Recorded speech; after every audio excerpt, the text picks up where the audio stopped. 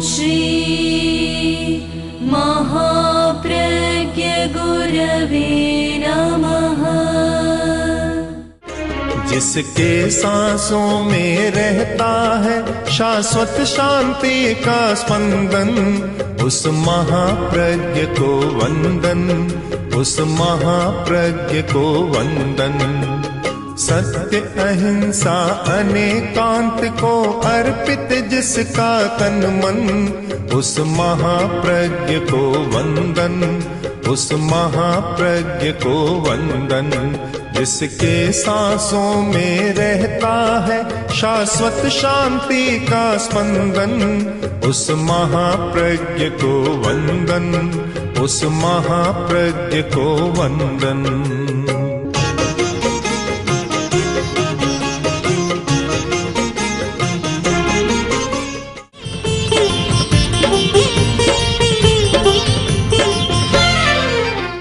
व्याकरण में 3 काल होते हैं। काल तो वैसे होते ही हैं, व्याकरण ने एक नियम बना दिया, भूत, वर्तमान और भविष्य। मनुष्य के जन्म भी 3 ही होते हैं। एक पहले जन्म था, एक वर्तमान में है और एक आगे होने वाला है। ऐसे तो जन्म मरण की श्रृंखला है, पर हम केवल 3 काल पर विचार करें तो 3 जन्म की बात तो करें। 3 जन्म। जो धार्मिक आदमी है, धर्म में विश्वास करता है, वह केवल वर्तमान जीवन की तो चिंता करे और भावी जन्म की चिंता न करे तो मानना चाहिए कि धर्म रमा नहीं, धर्म का स्पर्श नहीं हुआ। कोरा धर्म का नाम ले रहा है, धर्म की बात कर रहा है, किंतु धर्म हृदयंगम नहीं हुआ है। वास्तव में धर्म को उस व्यक्ति ने हृदयंगम किया है जो हर आचरण के साथ ये देखता है कि इसका परिणाम क्या होगा और अगले जन्म पर इसका क्या प्रभाव होगा। अगला जन्म होना है, इसका प्रभाव क्या होगा। कहीं ऐसा न हो कि मैं आज मनुष्य हूँ और ऐसा आचरण करूँ जिससे अगले जन्म में पशु में चला जाऊँ, नरक में चला जाऊँ और कहीं असत गति में चला जाऊँ। कहीं ऐसा तो न हो। शायद बड़े लोगों को तो चिंता करने की जरूरत नहीं है, कम से कम छोटे लोग जो है उनको तो अवश्य सोचना चाहिए। अब बड़े लोग तो धन और सत्ता के मद में इतने दर्पी हो जाते हैं कि शायद उन्हें सोचने का अवकाश ही नहीं।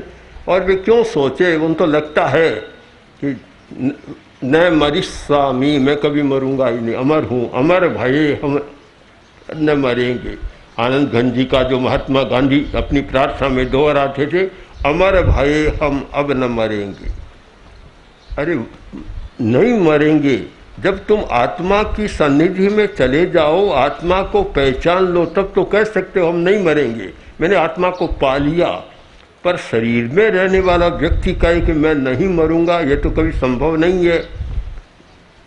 बड़े बड़े लोगों को देखा कि दुनिया से चले गए, आज नाम पता ही ठिकाना नहीं है। अगर हम 5000 वर्ष का इतिहास देखें तो 5000 वर्ष में कितने शक्तिशाली शासक, मंत्री, धनी लोग हो गए, कोई नाम भी नहीं जानता। आपके परदादा का नाम क्या है? दादा तक तो फिर भी बता देगा, परदादा का नाम बताने वाले तो कम मिलेंगे। और पूछ ले 7 पीढ़ी का नाम, तब तो शून्यम, जानता ही नहीं।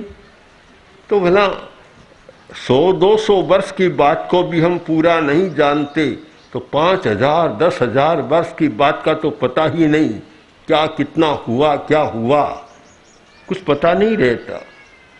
इसलिए आदमी के लिए सोचना जरूरी है कि न सत्ता का अहंकार, न धन का अहंकार, न ऐश्वर्य का अधिकार। सोचना यह है कि मेरा जीवन वर्तमान का कैसे अच्छा रहे और अगला जन्म कैसे अच्छा हो, इससे भी और आगे उन्नत हो, अवनत न हो। जिस विकास की भूमिका पर मैं पहुंच गया, अब इससे नीचे तो नहीं जाऊं वापस। एक बड़ा महत्व का चिंतन है कि मैं मनुष्य बन गया। 4 गतियां मानी जाती है, नरक, तिर्यंच, मनुष्य और देव। ये 2 गतियां नीची मानी जाती है, नरक गति और तिर्यंच यानी पशु पक्षी की योनि, ये नीची मानी जाती है। और फिर मनुष्य विकासशील प्राणी है, विकास किया उसने, और देव गति उससे भी ऊंची मानी जाती है कुछ अर्थों में। ऐसे तो मनुष्य सबसे बड़ा है, क्योंकि मनुष्य में जो चेतना है, वो चेतना का जितना विकास मनुष्य कर सकता है, देवता भी नहीं कर सकता। कि मनुष्य केंद्र है, सबसे पहला है मनुष्य।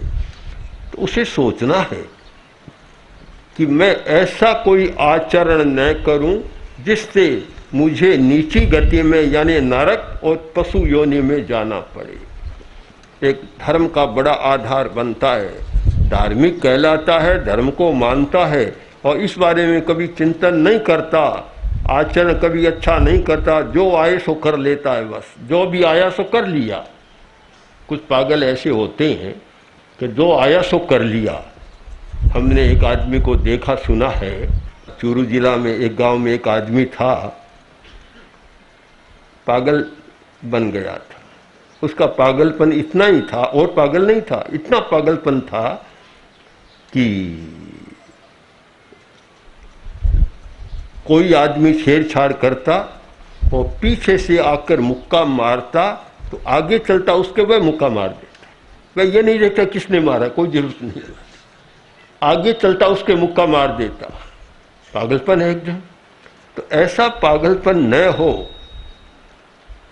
कि बिना सोचे समझे किसी के मुक्का जड़ दे। विवेक करे कि मुक्का किसने मारा है। तो यह एक पागलपन न हो कि आदमी चिंतन न करे और बिना सोचे समझे कोई काम कर ले। आज यदि हम विचार करें तो लोग वर्तमान जीवन की समस्या को सुलझाने में ज़्यादा लगे हुए हैं। ये जरूरी भी होता है कि जब तक रोटी पानी की समस्या नहीं सुलझती, मकान कपड़े की दवा की समस्या नहीं सुलझती, तब तक आदमी करे क्या। ये तो एक उलझन है ही, उसमें लगा हुआ है। पर एक बात पर हम ध्यान दें कि रोटी आवश्यक है, पानी आवश्यक है, कपड़ा मकान आवश्यक है, दवा चिकित्सा आवश्यक है, पर उससे भी ज़्यादा आवश्यक है सदाचार, नैतिकता। अगर वह नहीं है तो रोटी भी मुश्किल से मिलती है, पानी भी मुश्किल से मिलता है। और मैं तो ये मानता हूँ कि गरीबी का भी बड़ा कारण ये अनैतिकता और असदाचार है। अगर नैतिकता हो तो इतनी गरीबी तो नहीं रह सकती कि आदमी को खाने पीने कोई न मिले, भूखे रहना पड़े, ऐसा तो नहीं हो सकता। अनैतिकता के कारण होता है।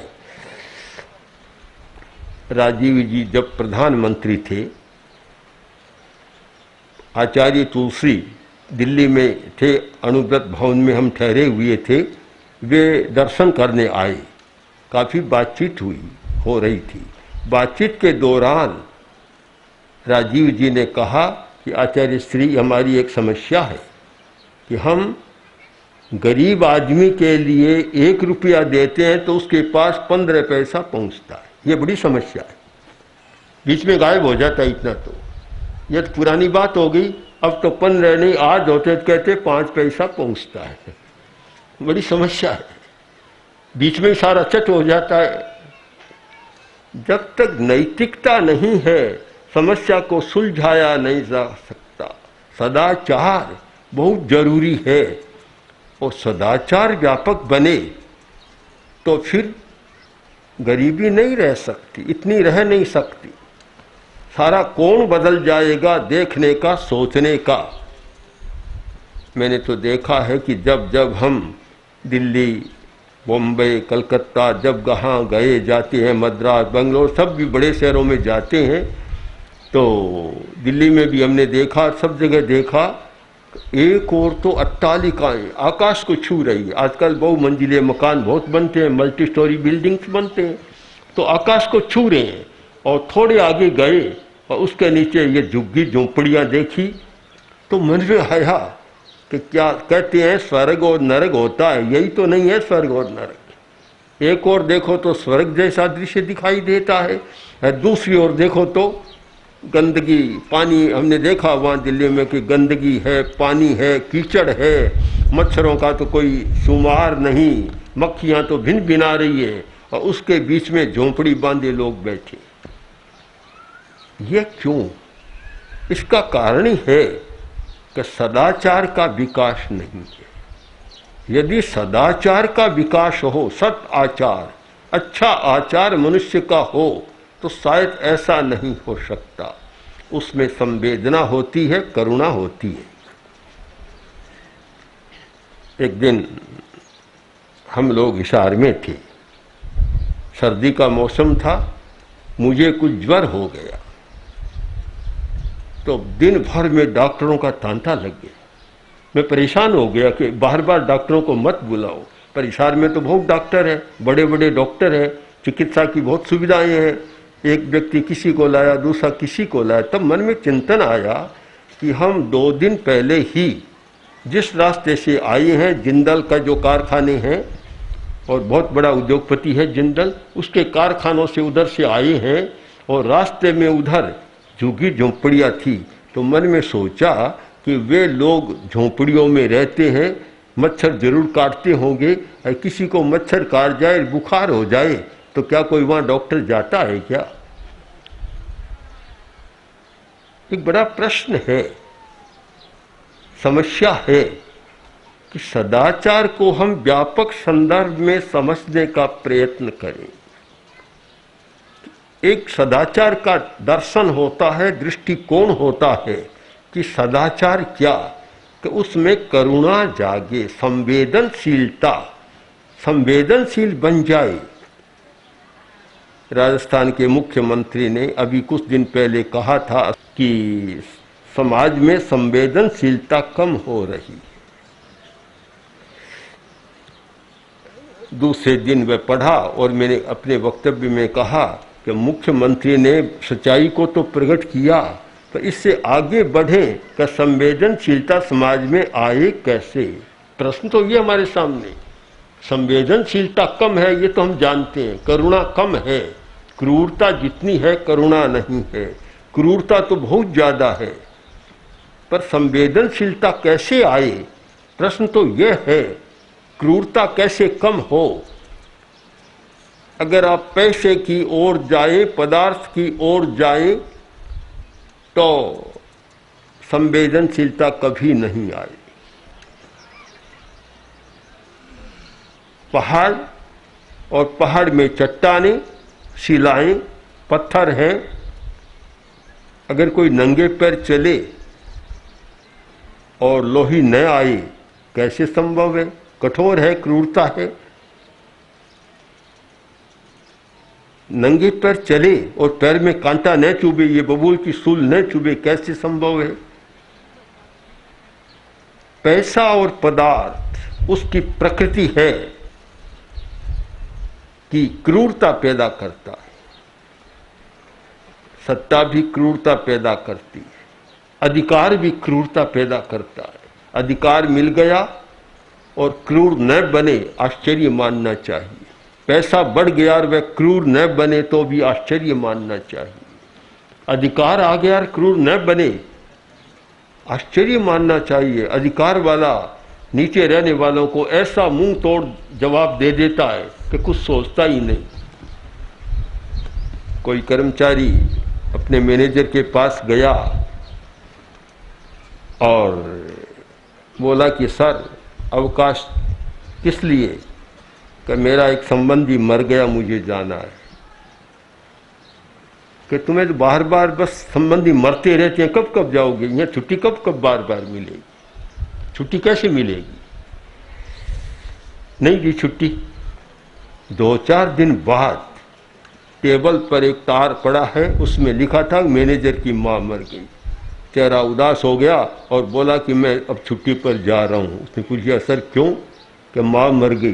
तो क्या हुआ? क्या हुआ? आपने कहा था कि ऐसे मरते रहते, हम कहाँ कहाँ कब छुट्टी पर जाएंगे। अब क्या बोले? यानी क्रूरता, पता नहीं क्यों एक अधिकार, सत्ता, बड़प्पन के साथ होना चाहिए करुणा का विकास, होता है क्रूरता का विकास, संवेदनशीलता कम हो जाती है।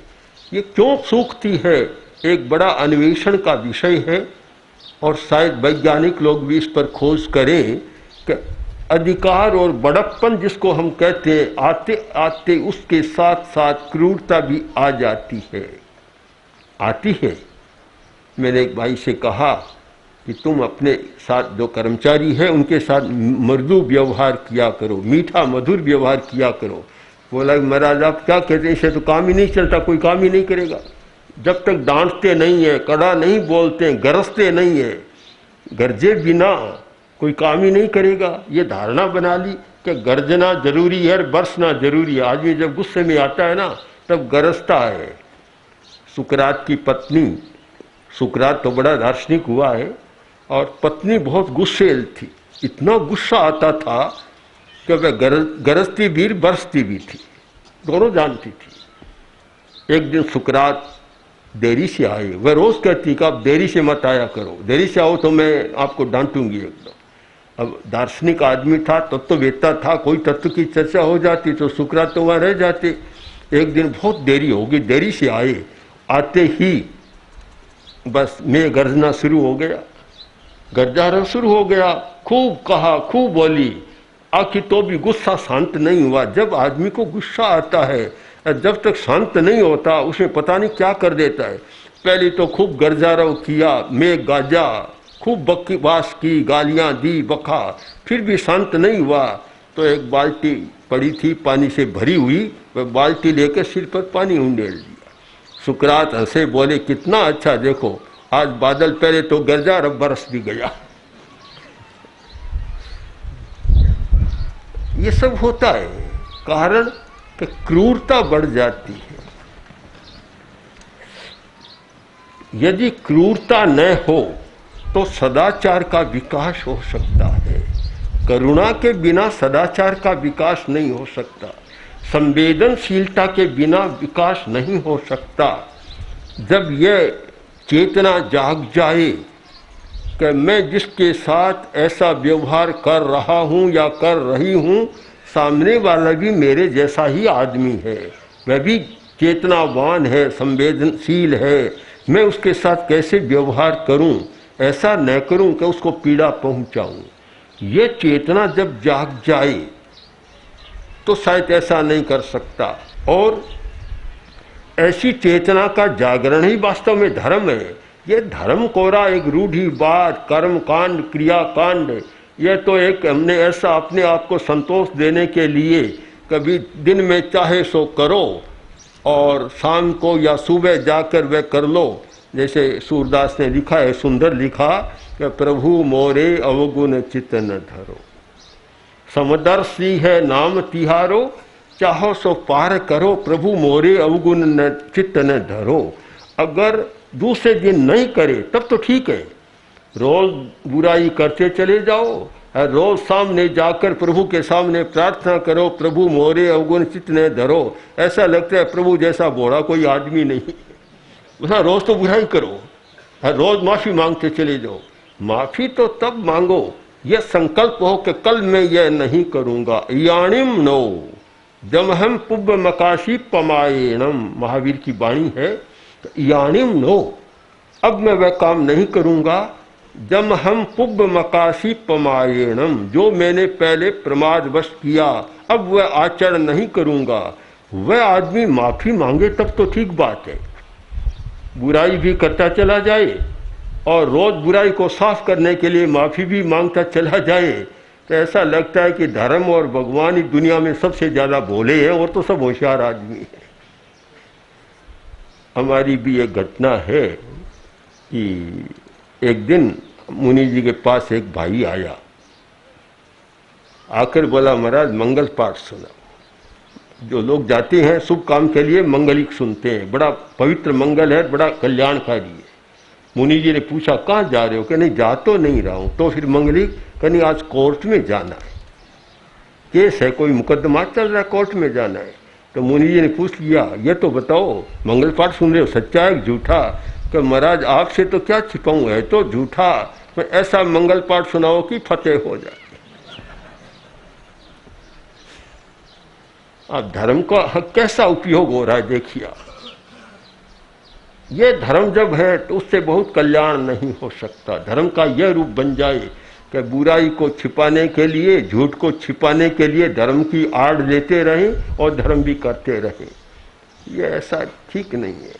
इसलिए एक धार्मिक व्यक्ति को जिसमें सही अर्थ में धर्म की चेतना जागृत है, उसे चिंतन करना चाहिए कि मैं ऐसा कोई काम न करूं जिससे मेरी चेतना का अधोरोहण हो, नीचे जाना, अधोगमन हो, नीचे जाए और मेरा अगला जन्म भी अच्छा न बने, ऐसा कोई आचरण न करूं।